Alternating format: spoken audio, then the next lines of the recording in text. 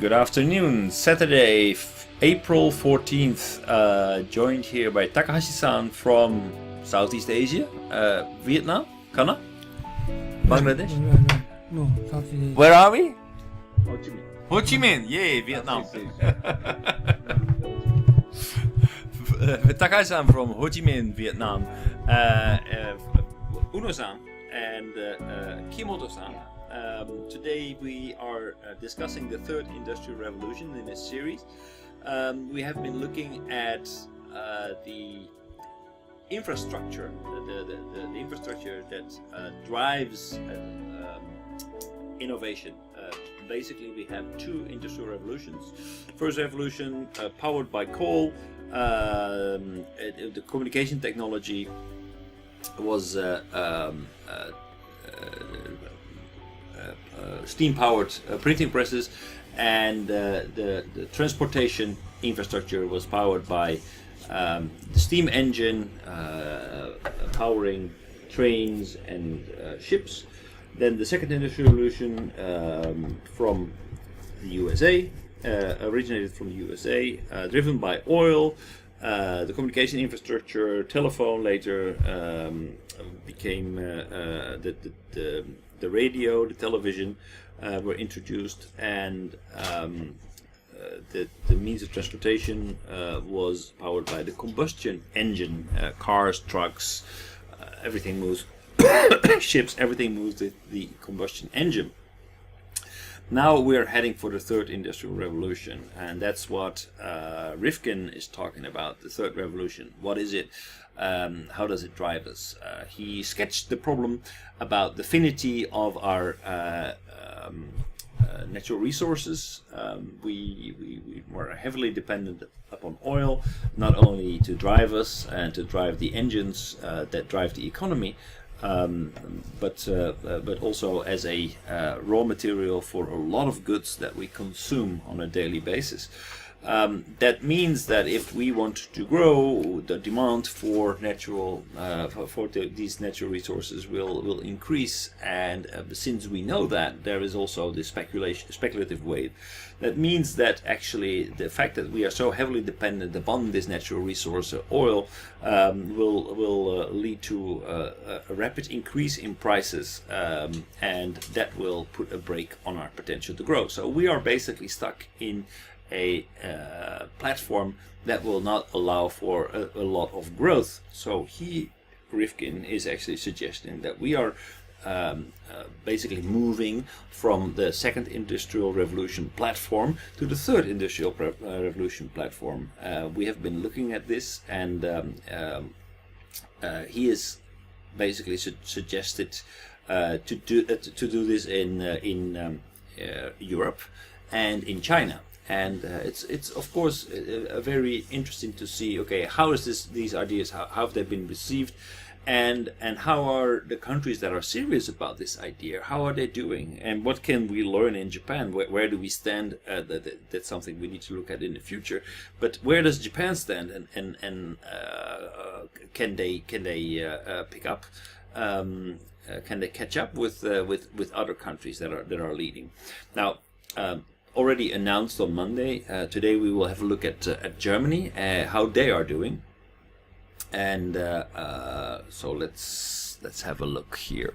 A few seconds of video to refresh your mind where we were at, and then we will have a look at Germany. We will also have a look today at IoT. We have a look at security. Security concerns. We have a look at net neutrality. We will have a look at, okay, how does this transition? What would it look like? What is necessary in order You said to get net neutrality? net neutrality? Yes. What is this? Net neutrality. That's something that we will look at later. But it basically means that the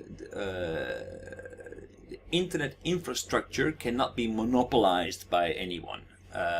Like, for example, what's happening in China right now. There's a big firewall that prevents people in China to actually access certain information or certain platforms, like Google, for example. So that is that is a big threat for the future and for the You mean left infrastructure. or wing, right? So basically there are a lot of things going on. We have the dark web, we have the lack of net neutrality, we have the vulnerability in terms of privacy. So there are a lot of issues there that we need to deal with that are very serious. And the question is whether we will be able to deal with it. We have seen, for example, the whole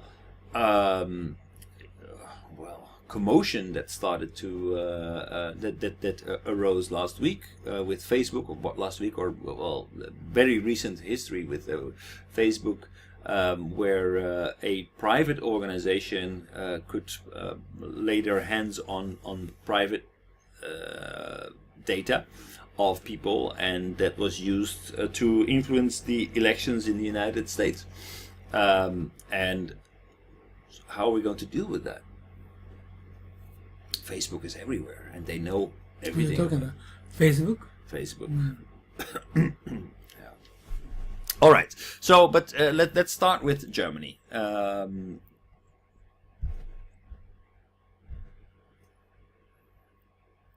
few seconds. So, in that first day with the Chancellor, we discussed the third industrial revolution, a new convergence of communication, energy, and transportation to manage, power, and move Germany. At the end of the day, in a private session, the Chancellor said, Mr. Rifkin, we will have this third industrial revolution here in Germany.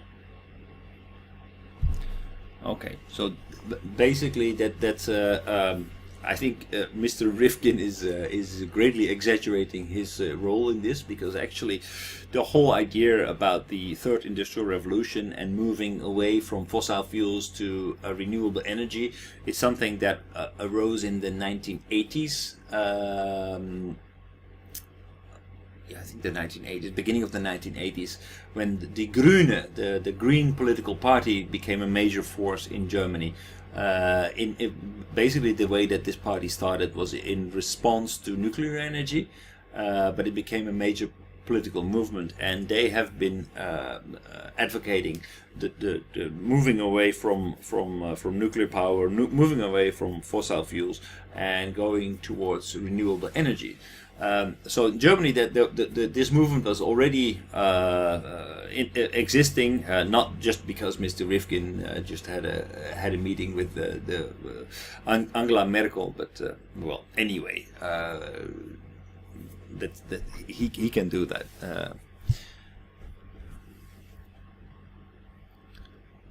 All right.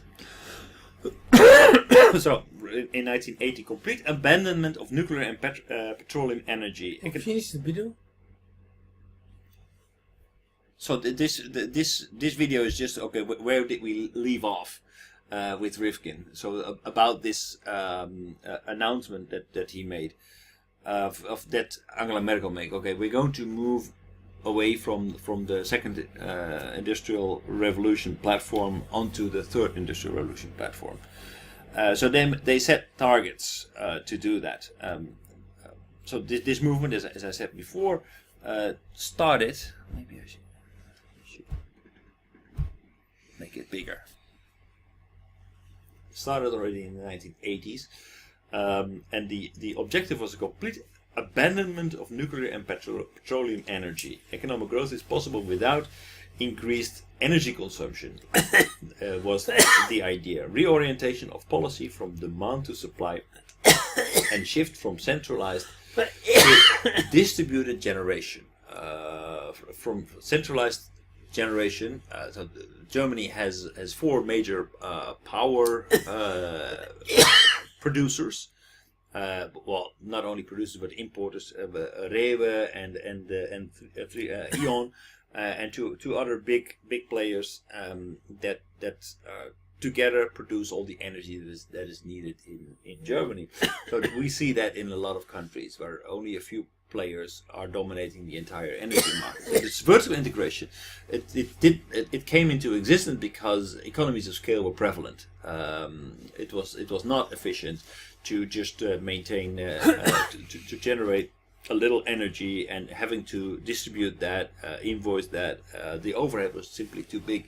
So economies of scale were prevalent, but they said, okay, well, the future is renewable energies, and with the renewable energy, we will have to move away from the idea of centralized energy generations to a more distributed network with a lot of smaller players who can utilize an infrastructure that will enable them to supply and demand excess levels of energy that are being produced locally. The thing about solar energy, I mean, the sun only shines about half of the time during 24 hours.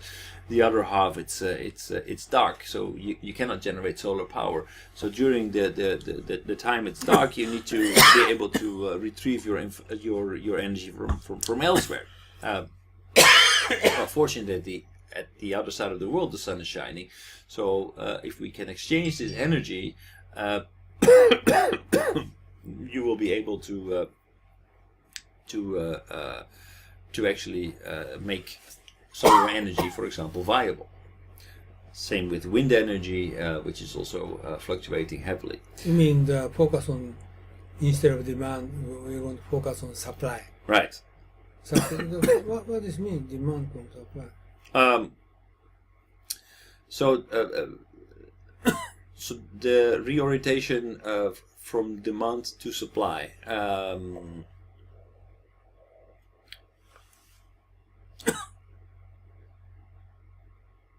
What was that? What was the meaning of that? This former sentence: economic growth is possible. Yes. Without increased energy consumption. Yes. Increase. Okay. She said we don't need to increase energy consumption. Right. Let's control consumption. That was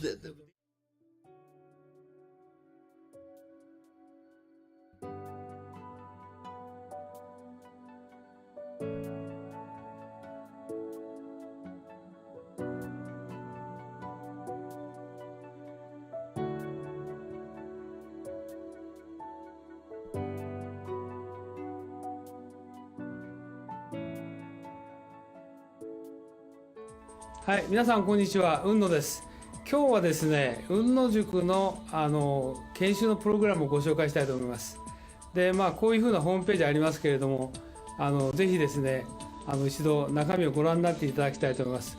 今日はブーキューブさんのスタジオに来て、この収録をしておりますので、中身はこういうふうになってて、今最近ホットなね、グローバルリーダーの定義など書いてあります。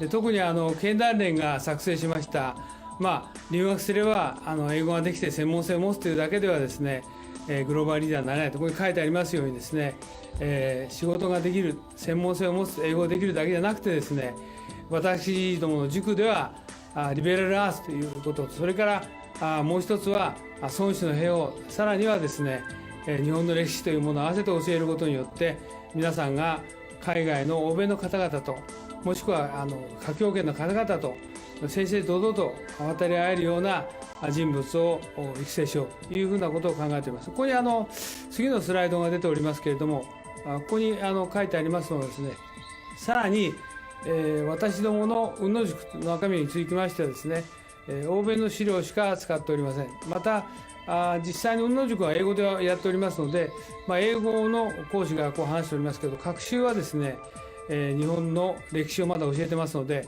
学習の午後はですね、日本のプログラムをしております。で、以前はこれ有料だったので、今はですね、実際に会場費も取っていただいておりませんで、毎回5000円ということで、朝9時から午後5時までやっておりますので、ぜひ皆さんですね、ご検討の上ご参加いただければと。英語のできない方もですね、学習の午後こういうふうな検証をしておりますので、ぜひご参加いただければというふうに思っておりますので、よろしくお願いします。で、ここにさらにですね、グループ討議とか実務の勘どころを教えると書いてありますけど、実際には私が10年ほどですね、欧米の新聞とか雑誌等をですね、集めてきた、もともと英語のベースでございますので、そうしたものをですね、50セッションのテーマに分けて資料作成をしております。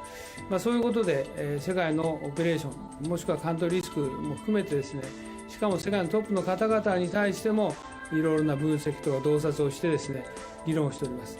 そういったことも含めてですね、今後ともよろしくお願いしたいと思います。以上で私の挨拶を終えますが、今回のこのビデオの収録にあたってはですね、V キューブさんのスタジオをお借りしてですね、お時間を頂戴して、このビデオを作成させていただきました。よろしくお願いします。どうもありがとうございました。